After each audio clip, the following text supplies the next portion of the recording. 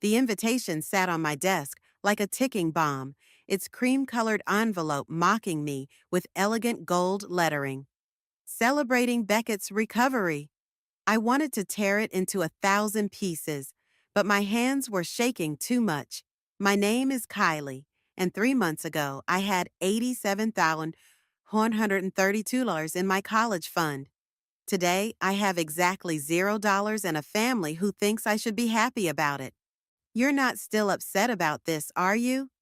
Mom stood in my doorway, wringing her hands like she always does when she's nervous. Honey, he could have died. I kept staring at the invitation, remembering all those weekends I spent working at the coffee shop, every birthday check from Grandma, every summer job since I was 15. You could have asked me first, I whispered. There wasn't time. The hospital needed. Don't. I spun around in my chair. Don't tell me there wasn't time.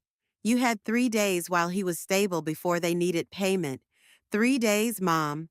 She stepped into my room, her eyes landing on the art supplies scattered across my desk. The acceptance letter from the Art Institute of Chicago was still pinned to my bulletin board, though it didn't matter anymore. I couldn't afford to go. Your cousin needed emergency surgery. What were we supposed to do? Maybe ask his own parents, or take out a loan, or, I don't know, talk to me about using my entire future?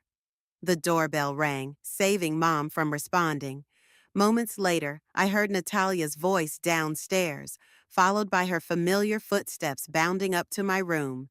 Hey, Mrs. V, she said, squeezing past my mother. Mind if I steal Kylie for a bit? Mom retreated, and Natalia closed the door behind her. You look like hell. Thanks, really needed that today. Saw Beckett at the grocery store, she said, flopping onto my bed. He's looking good, almost like he didn't just steal your entire college fund.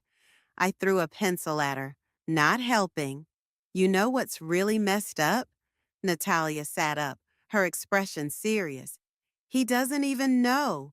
I heard him talking about how grateful he is for family support during his recovery, but he has no idea it was your money. That hit me like a punch to the gut. What?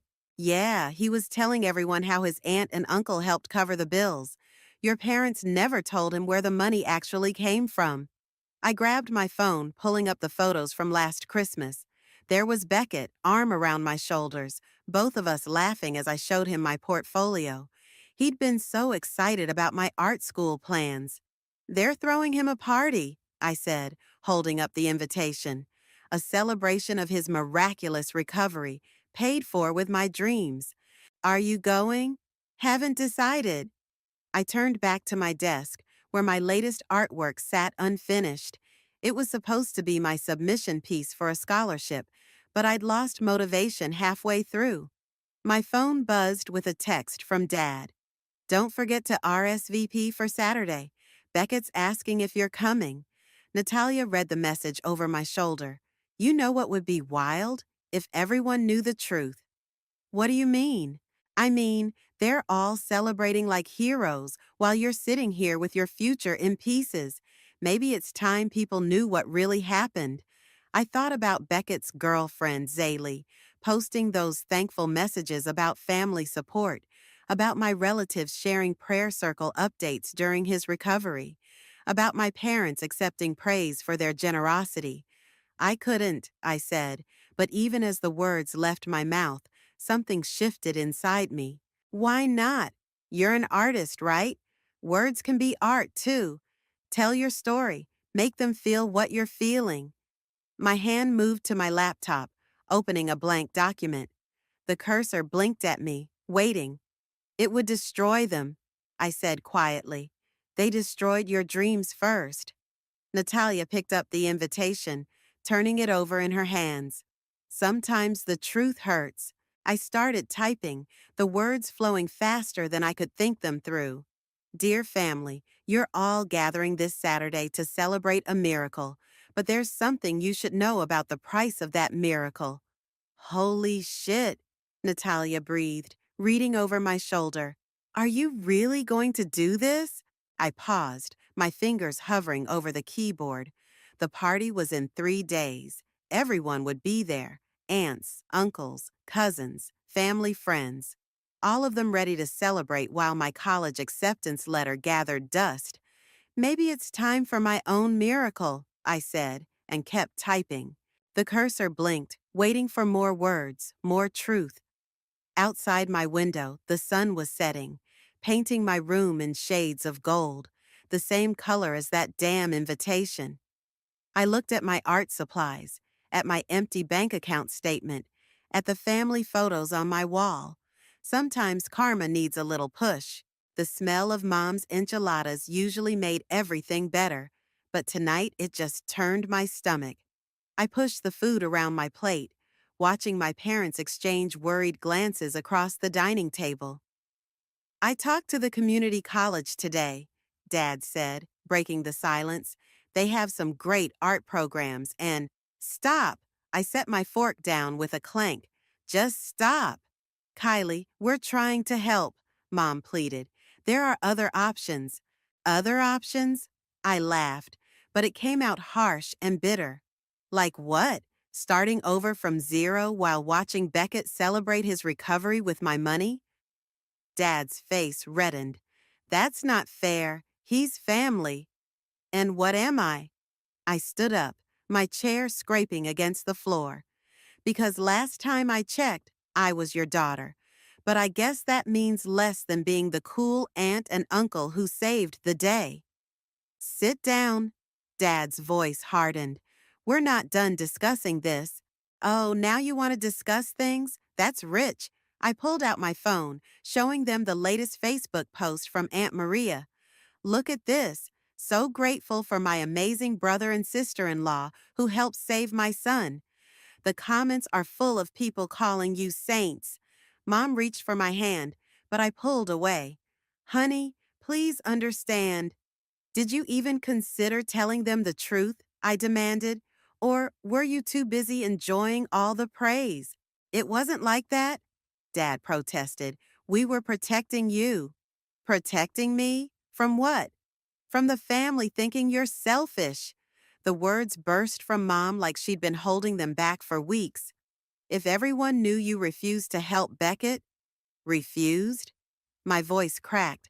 I never got the chance to refuse or agree because you never asked me. The doorbell rang, making us all jump. Through the window, I saw Gareth's car in our driveway. Great. Just what we needed. An audience. Dad went to answer the door while Mom and I stayed locked in our standoff. Hey, sorry to interrupt, Gareth's voice carried from the hallway. Left my jacket here yesterday. He appeared in the dining room doorway, taking in the scene, the untouched food, Mom's tears, my clenched fists. I should go, he said quickly. No, stay, I said, surprising myself. Maybe you can help explain something to my parents. You're objective, right? Kylie, don't, Mom warned. If someone took your life savings without asking, I pressed on, and then expected you to celebrate with them, would you just smile and pretend everything's fine? Gareth looked uncomfortable, but he didn't back down. Actually, I heard about what happened. From Zaylee. That stopped me cold. What? She mentioned the college fund thing yesterday. Said Beckett's been trying to figure out how to talk to you about it. He knows? Mom's voice was barely a whisper. Found out last week, Gareth confirmed. He's pretty torn up about it. Good, I spat. He should be. Kylie, Dad started. No, I slammed my hand on the table, making the plates rattle. You don't get to make me feel guilty about this. You're the ones who should feel guilty. You stole my future and gave it to someone else without even telling them where it came from. We didn't steal, Mom began. What would you call it then? I pulled out my phone again, this time opening my banking app. Want to see the withdrawal notification? The one that came while I was at work. Or how about we look at my art school acceptance letter again? There will be other opportunities, Dad said weakly. Like community college? I laughed again, that same horrible sound. While Beckett gets to keep his job, his apartment, his life, all paid for with my sacrifice, Gareth cleared his throat. Maybe I should tell them what Zaley said, I demanded. Tell them how Beckett really feels, knowing what they did. Gareth hesitated, looking between my parents. He said he would have refused if he'd known. Said he'd rather have the debt than know his cousin lost her dreams because of him. Mom started crying harder. Dad just stood there, looking old and defeated. I'm going to Natalia's, I announced, grabbing my keys. Don't wait up. Kylie, please, Mom called after me. We can figure this out as a family. I stopped at the door, turning back one last time. Family doesn't steal from family, and they definitely don't throw a party to celebrate it. As I drove away, my phone lit up with a text from Natalia. Did you finish the letter? I thought about the document sitting on my laptop, full of raw truth and pain. Almost, I typed back. Just need to decide how to end it. The answer came quickly. End it with the truth. All of it. Let karma do the rest. Read it again, Natalia said, sprawled across her bedroom floor. We'd been at this for hours, tweaking every word of my letter. Dear family, I began, then stopped. Maybe I should make it Dear Everyone instead, since we're posting it online? Keep it as family, makes it more personal, more brutal. Natalia sat up, grabbing a bag of chips. Keep going. I cleared my throat and continued reading. While you're all celebrating this Saturday, I thought you should know the real cost of this miracle. That college fund you've been praising my parents about, it wasn't theirs to give. It was mine. Every dollar I saved since I was 15, gone without my knowledge or consent. My phone buzzed. Another text from Beckett. The fifth one today. I ignored it. The part about the art school acceptance is really good, Natalia said. Read that again. Before I could, someone knocked on her bedroom door. Gareth poked his head in. Your mom let me in, he said. Thought I might find you here. I closed my laptop. If my parents sent you, they didn't. He sat down on Natalia's desk chair. But I did talk to Beckett. I don't want to hear it. You might. He pulled out his phone. He showed me something interesting, his insurance documents. Natalia sat up straighter. What about them? The surgery was covered, 80% of it anyway. Gareth looked at me. Your parents didn't need your entire fund. They could have taken out a loan for the remaining amount. The room went silent. My hands started shaking. Show me, I demanded. He handed over his phone. There it was in black and white. The insurance coverage, the remaining balance, everything. They didn't just take my dreams, I whispered. They took more than they even needed. Keep reading, Natalia urged, pointing at my laptop. I want to hear the rest. I opened it again, scrolling past the parts we'd already reviewed. I'm not writing this for sympathy or revenge. I'm writing this because the truth matters. Because while you're all celebrating how family comes together in times of need, remember that some family members didn't get a choice. Remember that your miracle came at the cost of someone else's future. Damn, Gareth whispered. Too much? I asked. No, he said. Not enough. My phone buzzed again. This time it was Zaley. Can we talk, please? Add the insurance info, Natalia said. Show them exactly how unnecessary this was. I started typing, but memories kept flooding back. Beckett teaching me to drive. Us sharing headphones on family road trips. Him defending my art when Uncle Rob said it wasn't a real career. I can't do this, I said, closing the laptop. Yes, you can, Natalia insisted. They need to know. But what if what? She stood up, pacing. What if they feel bad? Good. What if the family judges them? They should. What if it changes everything? I cut in. What if there's no coming back from this? Gareth leaned forward. Things already changed when they took your money. At least this way. It's on your terms.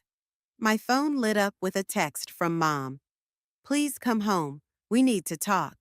You know what's funny? I said, opening my laptop again. I always thought Beckett was like my brother. Turns out he was just the favorite child, and he's not even their kid. I started typing again, adding the insurance information.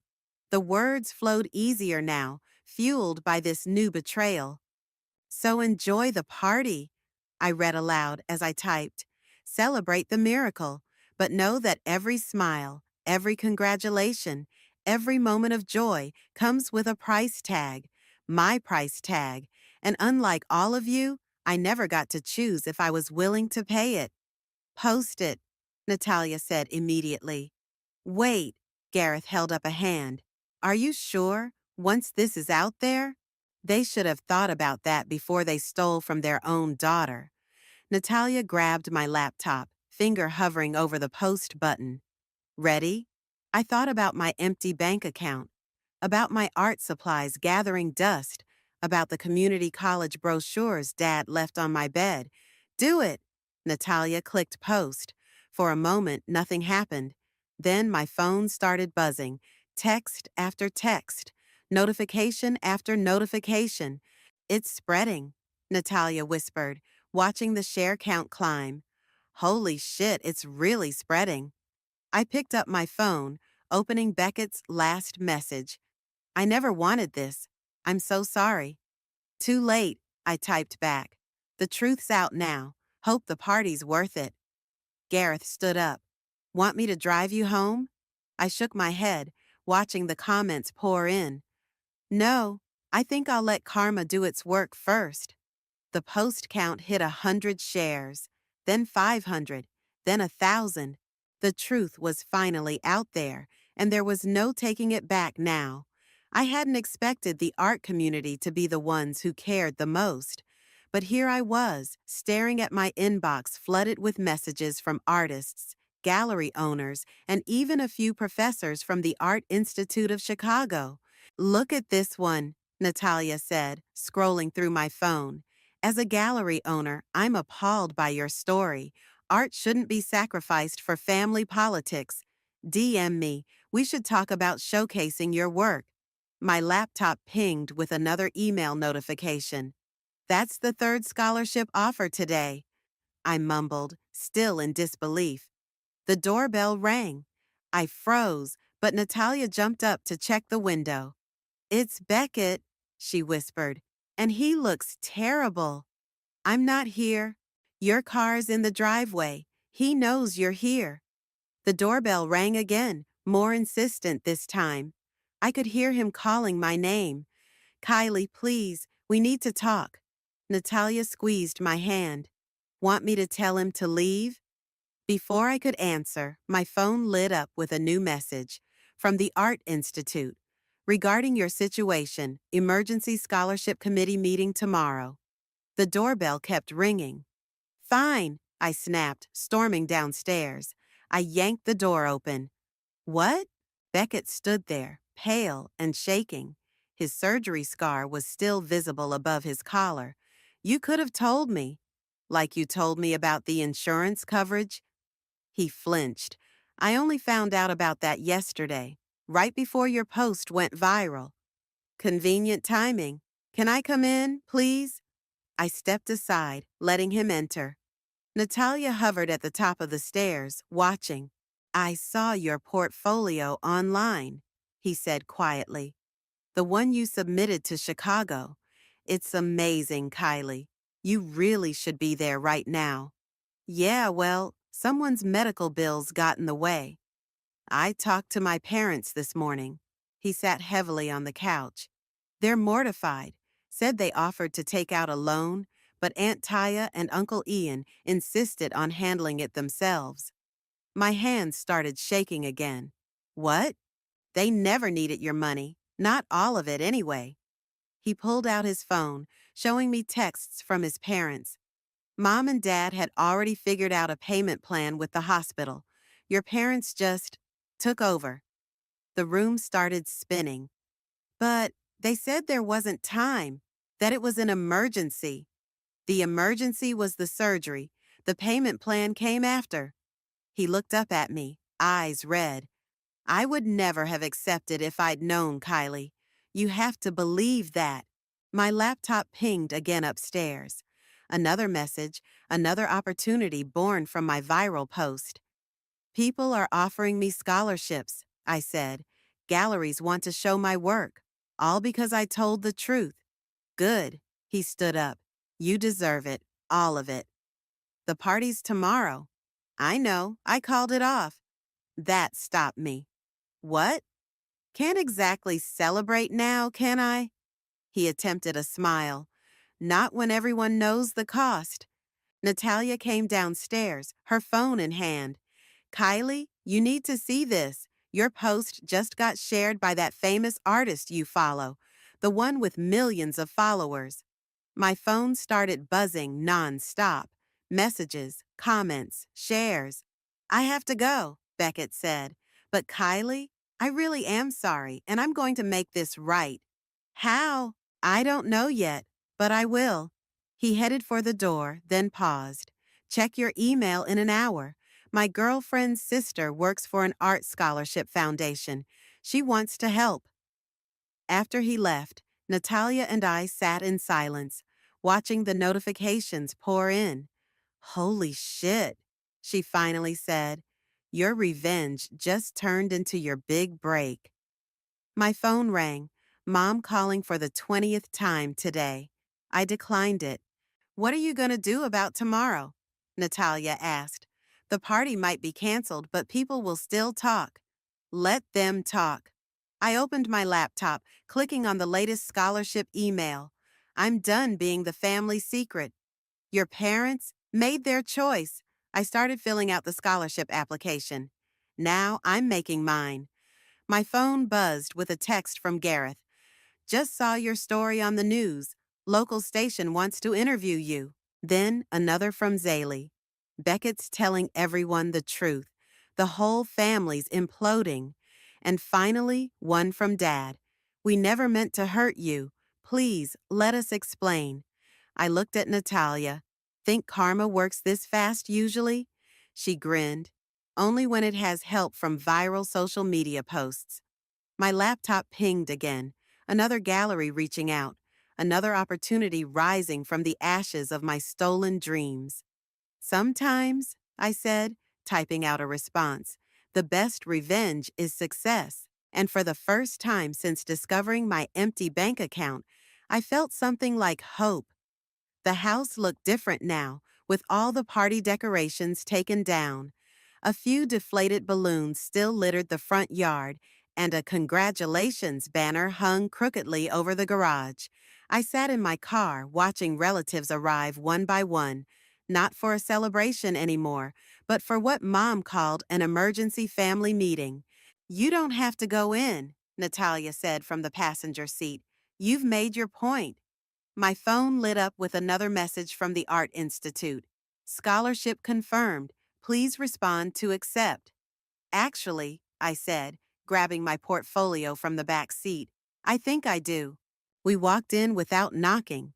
The living room was packed.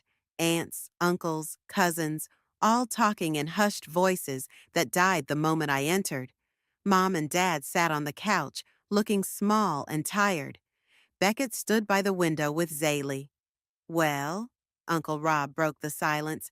Look who decided to air our dirty laundry to the whole world. Rob, Aunt Maria warned, but he continued. You couldn't handle this privately? Had to make us all look bad? I dropped my portfolio on the coffee table with a loud thud. Funny how you're more worried about looking bad than actually being bad. Kylie, Mom started, but I cut her off. No, let's talk about looking bad. I pulled out my phone, opening the viral post. Should I read the comments? The ones calling you thieves? Or maybe the ones praising Beckett's miraculous recovery while pointing out how you sacrificed your daughter's future for it? That's enough, Dad said. Is it? Because I just got offered a full scholarship. I turned to face everyone. Turns out, when you tell the truth about injustice, people actually want to help. Beckett stepped forward. Show them the portfolio, Kylie. I opened it, spreading my artwork across the coffee table. Paintings, sketches, digital designs, everything that could have been developed at art school. This is what you stole from me, I said quietly. Not just money, but opportunity, growth, dreams. We were trying to save a life, Mom whispered. With a payment plan that already existed, I shot back. Beckett told me everything. His parents had it handled, but you just had to play the heroes, didn't you? Aunt Maria stood up. We offered to take the loan. They insisted. Because they wanted the praise. I was shouting now, years of hurt pouring out. They wanted everyone to think they saved the day, and my future was just collateral damage. That's not true, Dad protested. Then why didn't you tell anyone where the money came from? Zaley spoke up, surprising everyone. Why let everyone believe it was your money? The room went quiet again. I have something to say, Beckett announced. He pulled out an envelope. This is a contract. I'm selling my car and my gaming setup. It's not enough to replace everything, but it's a start. Beckett, no, I began. Yes, he handed me the envelope. And I'm taking that loan my parents originally planned on. Every penny is going to you. Mom started crying. Dad just stared at the floor. The Art Institute wants me to start next semester, I said, my voice steady. Thanks to the scholarship that came from telling the truth you all tried to hide. So that's it? Uncle Rob demanded. You get your money back and we're just supposed to forget how you humiliated this family? No. I picked up my portfolio. You're supposed to remember. Remember that actions have consequences.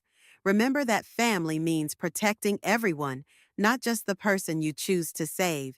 Natalia squeezed my hand as more relatives started talking all at once, arguing about loyalty and privacy and family honor. I have one more announcement, I said over the noise. That gallery downtown, they're showing my work next month, all pieces about family, betrayal, and karma. I looked directly at my parents. I hope you'll all come see what your choices inspired.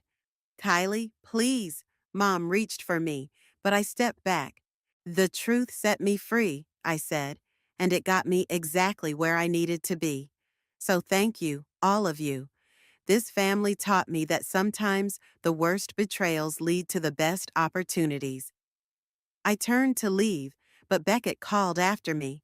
Will you ever forgive us? Looking back at my broken family, my crying mother, my defeated father, my angry relatives, I managed a small smile. Ask me again when I graduate from art school. Walking out felt like breathing fresh air after being underwater. My phone buzzed with another message from the gallery owner. Your story resonates with so many. Can't wait to show the world your art. Ready to go? Natalia asked as we got back in the car. I looked at the house one last time, at the crooked congratulations banner and the deflated balloons. Yeah, I said. I think I finally am. Your story has over 1 million views now, Natalia announced, scrolling through her phone.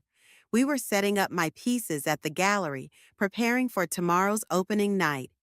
The comments are wild. People are planning to fly in just to see your work. I stepped back from hanging my centerpiece, a large canvas depicting empty hands reaching for scattered dollar bills that transformed into origami birds taking flight. Ms. Reynolds wants to see you, one of the gallery assistants called from the doorway. In her office. I found the gallery owner reviewing some paperwork. She looked up as I entered, gesturing for me to sit. We have a situation, she said, turning her laptop toward me. Your family's been calling, repeatedly. They're demanding we cancel the show. My stomach dropped. They can't do that. Of course not. But, she hesitated. They're threatening legal action. Something about defamation.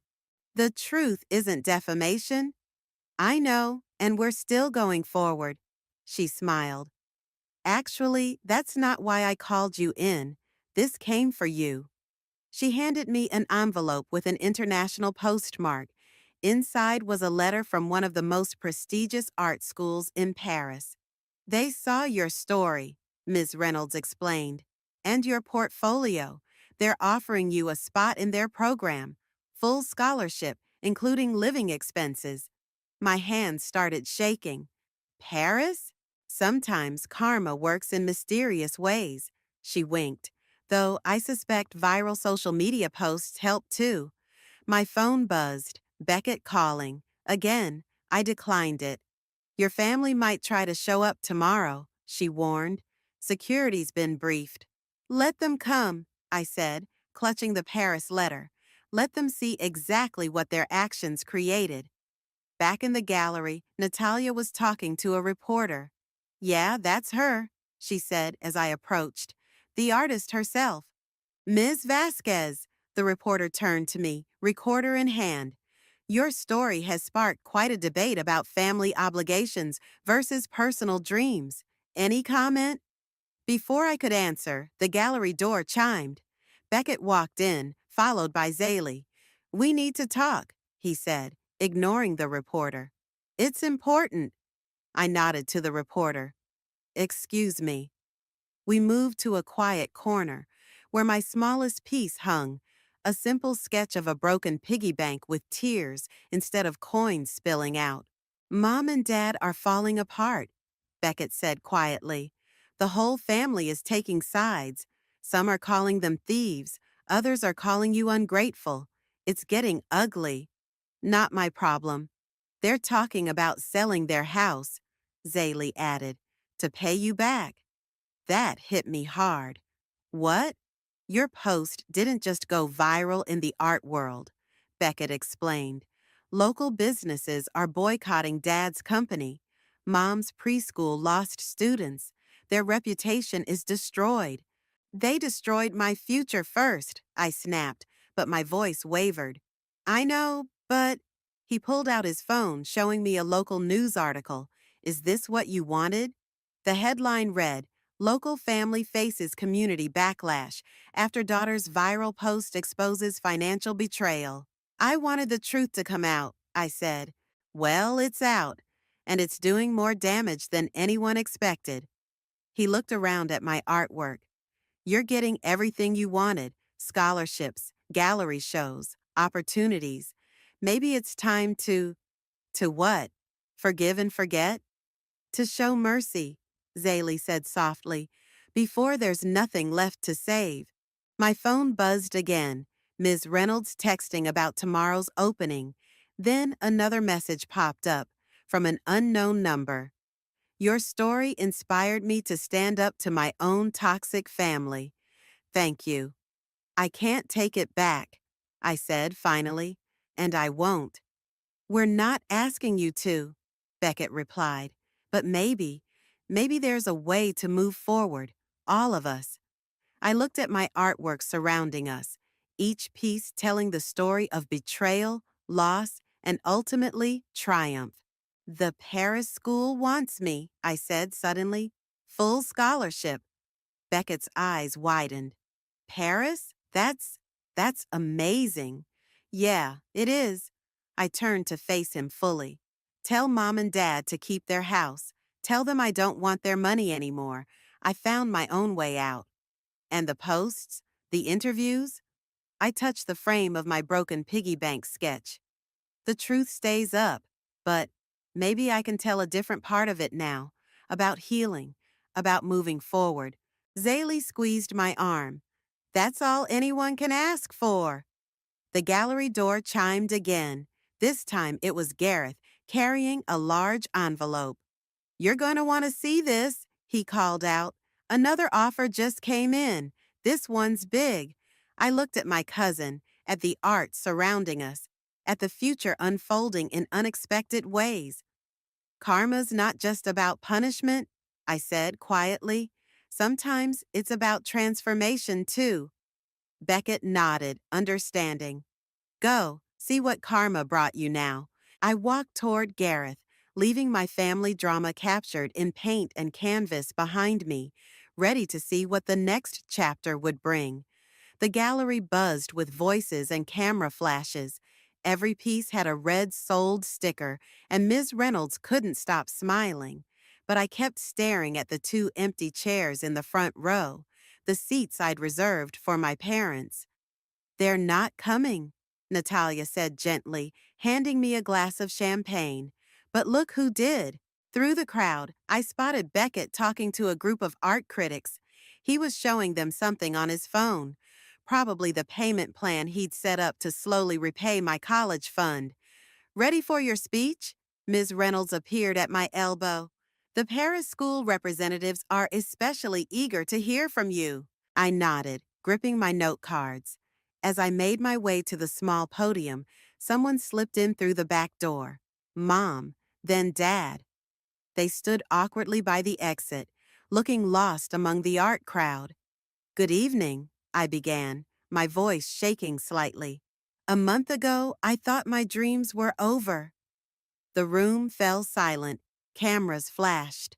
"But sometimes," I continued, "when one door closes, 100 others open. My art has always been about truth, raw, uncomfortable truth. And when I shared my truth with the world answered back." I saw Mom wiping her eyes, Dad holding her hand. "Today, I'm announcing that I'll be attending l'École des Beaux-Arts in Paris this fall. My entire education will be funded by their international scholarship program." Applause erupted. Someone whistled. Probably Natalia. "I'm also pleased to announce that 50% of tonight's proceeds will be donated to a new scholarship fund for artists facing financial hardship, because sometimes—" I paused, looking directly at my parents. "Sometimes healing means helping others avoid the pain you experienced." More applause. Mom took a step forward but stopped, uncertain. "And finally," I said, setting aside my cards, "I want to talk about family."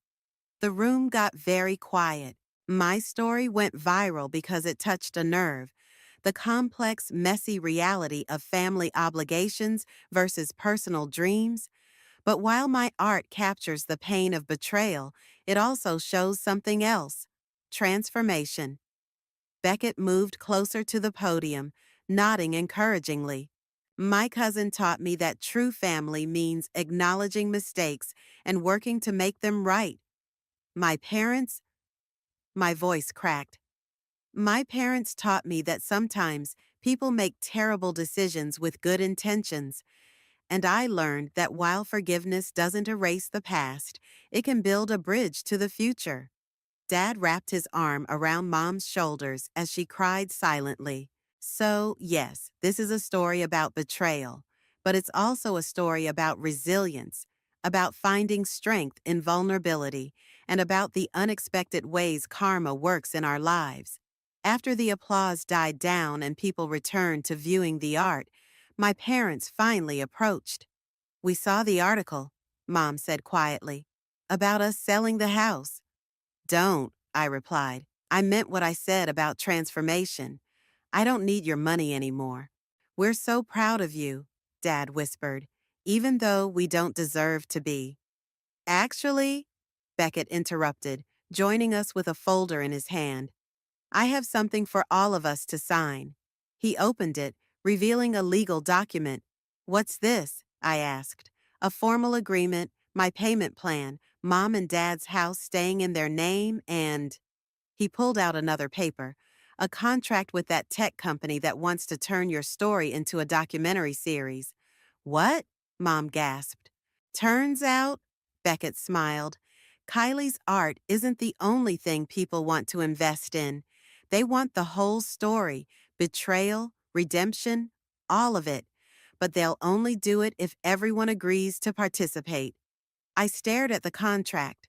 The number of zeros in the offered payment made my head spin.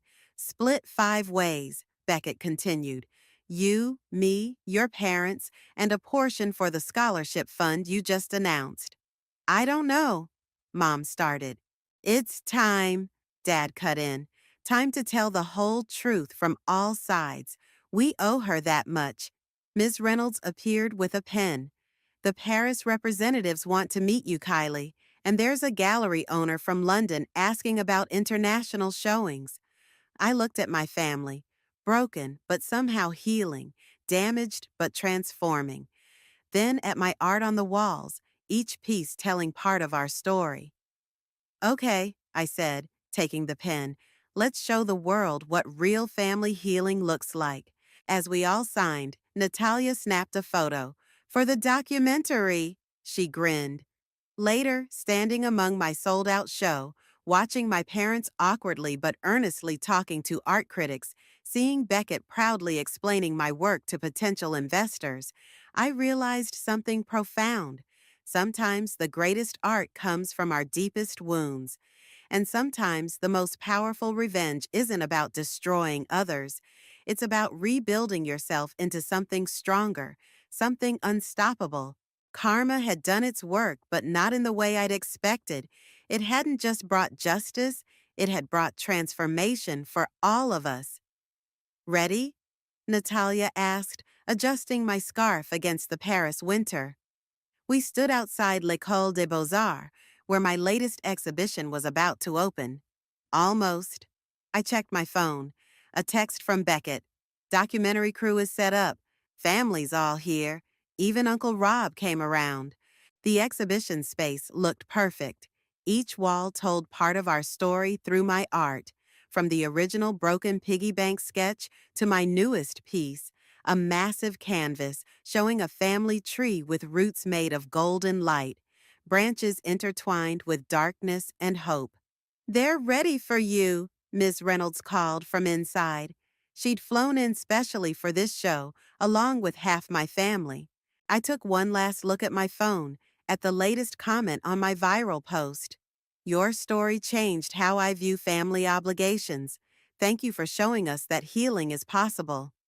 Inside, camera crews set up their final shots for the documentary's closing segment.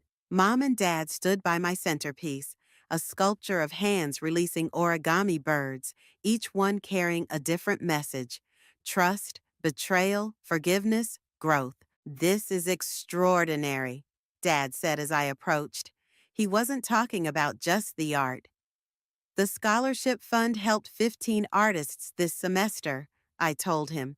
3 of them are showing their work here tonight. Mom touched one of the origami birds. Is this one new? I don't remember it from before. Read it, I said softly. She carefully turned the paper bird, revealing the word family. Kylie? Beckett called from across the room. The dean wants to start soon, and Zaley says the live stream is ready for everyone back home. I watched the gallery fill with people: art critics, students, family members who'd flown in, and those watching virtually. The documentary crew positioned their cameras. Before we begin, I announced, stepping to the center of the room, I want to share something. When I first posted about my family's betrayal, I thought I was ending a chapter. Instead, I was starting a whole new story. The cameras rolled as I continued. This exhibition isn't called betrayal or revenge or even justice. It's called transformation because that's what really happened to all of us. I gestured to the family tree painting. My parents transformed from people who thought they were saving one child to understanding they were hurting another. My cousin transformed from someone who benefited from my loss to becoming my strongest advocate for making things right.